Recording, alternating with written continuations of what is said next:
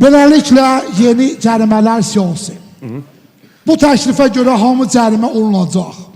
Cəriməsiz adam qalmayacaq. Deməli ki, maşın sürən, sürməyən, yeriyən, oturan, uzanan, nəfəs alan, görən, eşidən cərimə olacaqlar. Başında ağ tük olan, saqqalında ağ tük olan, sinəsində ağ tük olan. Bəli, orada olanda cərimə olacaq. Sonra cərimə olunacaq. Yeyən, içən, çəkən, askıran, öskürən. Bəli, onlarda cərimə olacaq. Cərimələrdən azad olunan vətəndaşlar olacaq? Əlbəttə. Bütün cərimələrdən aşağıdakı insanlar azaddılar. Diqqətlə qulaq olsun. Azərbaycan bütün kosmonavtları,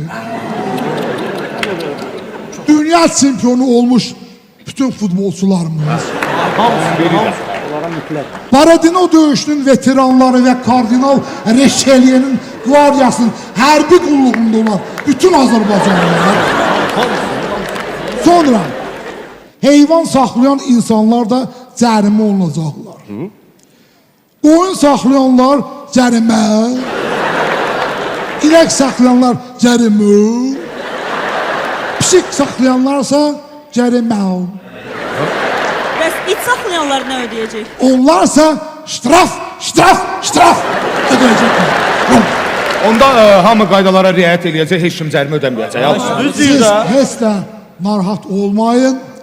İl ərzində heç bir cəriməsi olmayan insanlar da cərimə olunacaq. Sağ olun, minnətdarım, sağ olun.